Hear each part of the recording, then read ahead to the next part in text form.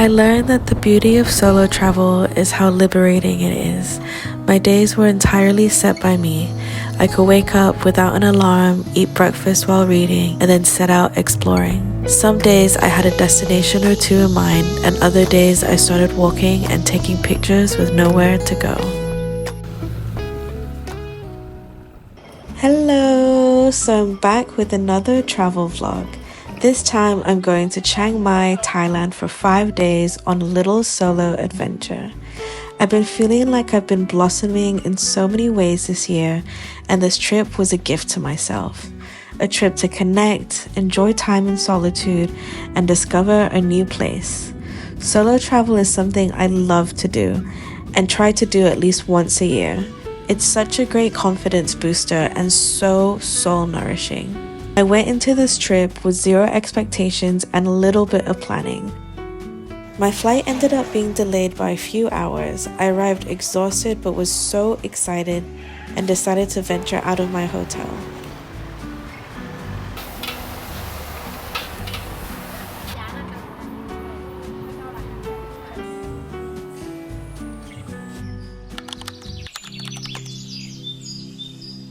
I randomly found a one-day Buddhism and meditation course online, a center called Monk Chat.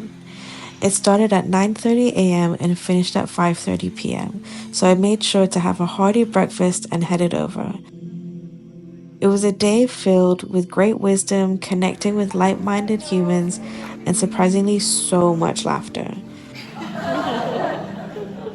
Let's begin with Buddhism. Phra, KK, the founder of Monk Chat, is a monk who has dedicated his time to teaching people about meditation from all walks of life.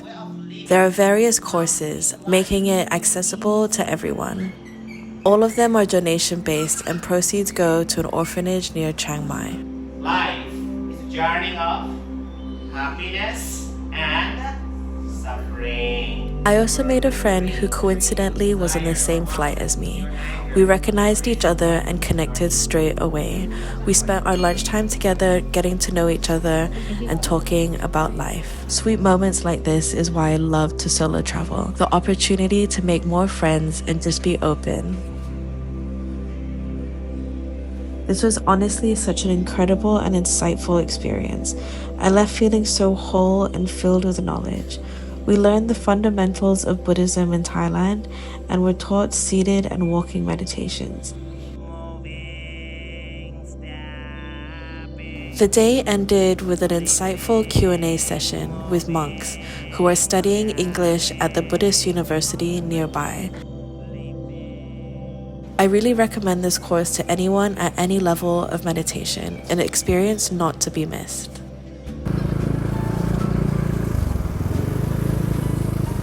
I found this spa on Klook.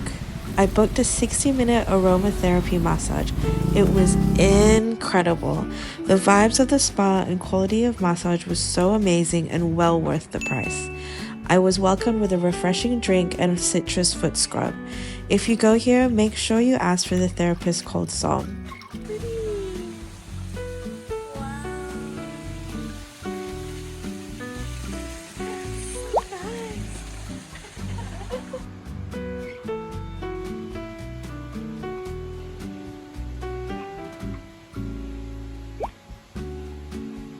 Honestly, I kind of regretted coming here. I didn't realize how touristy and busy it would be on a Friday night.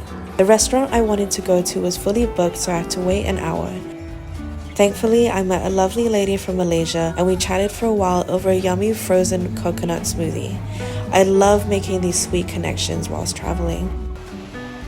This is the restaurant I was waiting for. Ginger Farm Kitchen is on the Michelin Guide and recommended by a few friends. They're known for using local produce and specialize in northern Thai dishes. The menu was huge and everything looked amazing, but I asked the staff for their recommendations and I'm so glad that I did.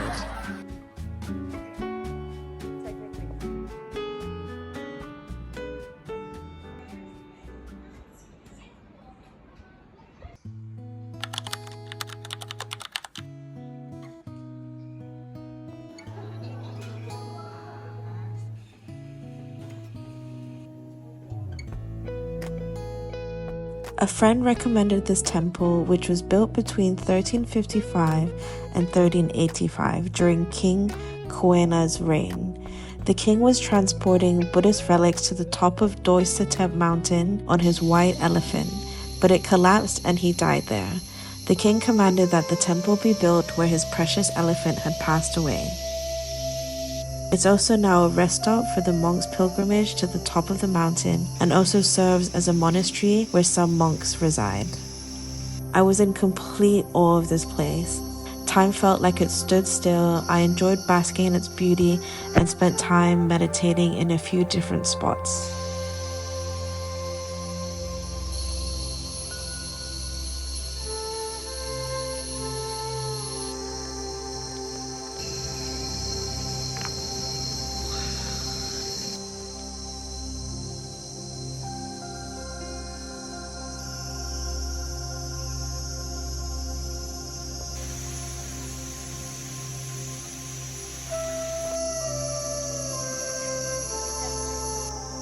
This place was truly magical, with butterflies dancing amongst the trees and happy temple dogs. It was warm, so I dipped my feet in the fresh stream water for a bit and pondered about the beauty of life.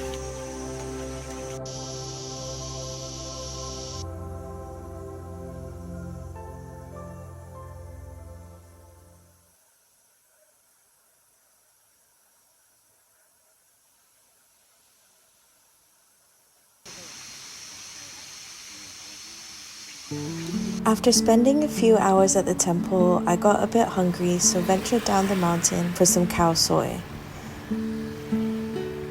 Khao soy is a traditional northern Thai dish served in a coconut milk broth typically made with chicken or beef. The bowl is topped with crispy deep-fried noodles and it was a perfect blend of spicy, sour, and tangy deliciousness.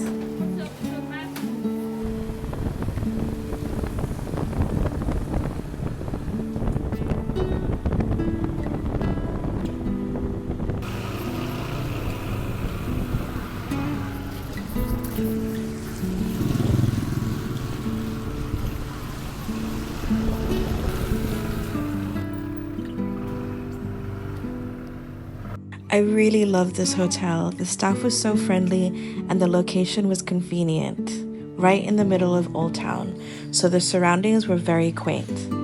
The room was clean and spacious with a lovely balcony. As I had some time before my next hotel, I decided to borrow one of their bikes and explore the surrounding areas. It was so hot, so I stopped at a cute cafe for a refreshing matcha latte. Old Town takes up quite a lot of the main area in Chiang Mai, so I only explored the more quiet parts of it, and it really felt like I was back home riding my bike. My next stop was Maladee Hotel, situated near the riverside. Since it was my first time in Chiang Mai, I wanted to experience staying in different places. Maladee is a really special luxury boutique hotel and family run with a unique history. Honestly, at first I felt so out of place with my sweaty clothes and muddy Havaianas, but I quickly settled in as the staff was genuinely so friendly.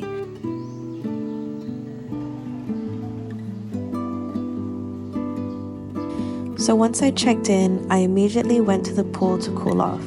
Since it's rainy season in Thailand, I wanted to take advantage of some good weather. There was a normal cold pool and also an undercover hot tub, both with salt water and no chlorine, which my skin really appreciated.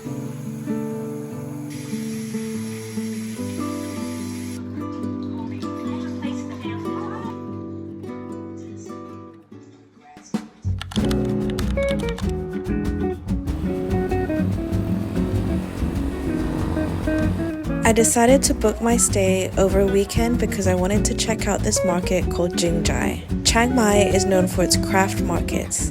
Jing was fairly busy, but since the market is so big, it didn't feel cramped at all. I loved walking around and seeing all of the unique pieces of art, clothing, and jewelry. There was just so much to see. I ended up buying a quirky handmade ceramic from here. At the back of the market, there was tons of food stalls ranging from coffee, farm produce vendors, and street food.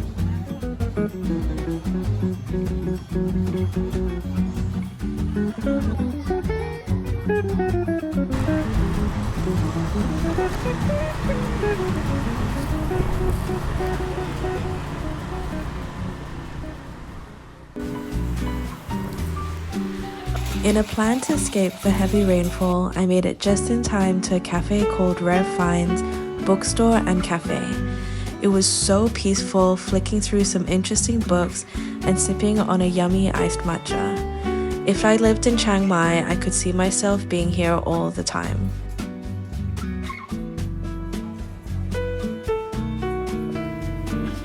On this trip, I wanted to challenge myself by going to a restaurant I usually would want to go to with friends. Green Smoked is a Western-style restaurant in an old industrial space. I was seated at the bar and was able to watch the chefs work. I felt like I was watching the live version of The Bear, but without all the swearing. I had a nice long chat with one of the staff who recommended a bunch of local spots, which I put on my list for next time. The food was immaculate and I want to come back here with friends to try more.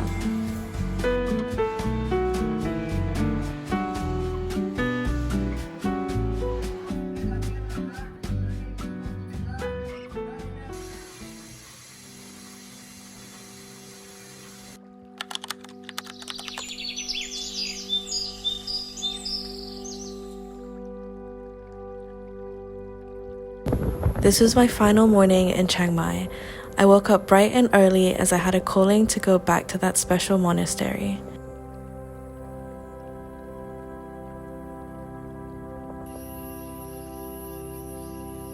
During this time in Chiang Mai, I rarely had any earphones in. This is something I almost don't leave the house without back home. It was a great way for me to stay present, feel my energy, and be with my thoughts, and really just ground myself. Especially in these sacred mountains, the live orchestra of bugs and birds was way better than any Spotify playlist.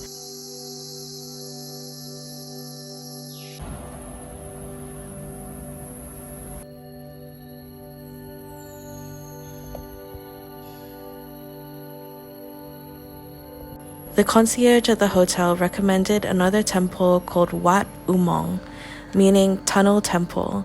Here, I was able to buy some offerings and light incense for various Buddha statues. I didn't have much time to venture around the land, but I can't wait to come back and see more.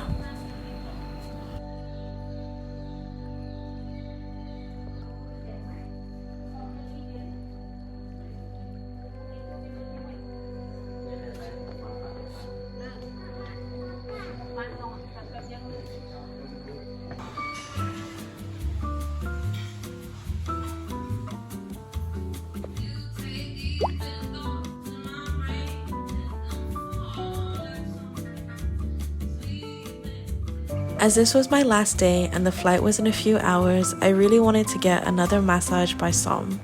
This time I chose their healing package, which was 2 hours of Thai massage and Thai herbal compress. The compress blends a mix of fragrance herbs and spices, which are wrapped in cotton sheets and steam heated, allowing for a nutrient-rich massage, melting away sore muscles and stimulating blood circulation.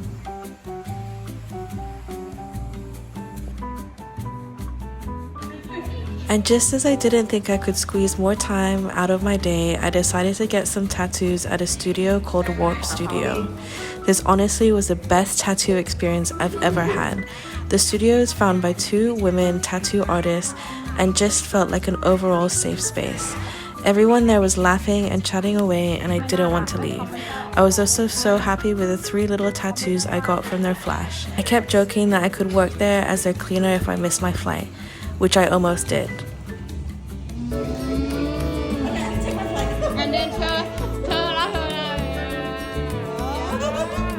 So I'll have to stop the vlog here as I had to rush to my flight. Thankfully, I made it just in time.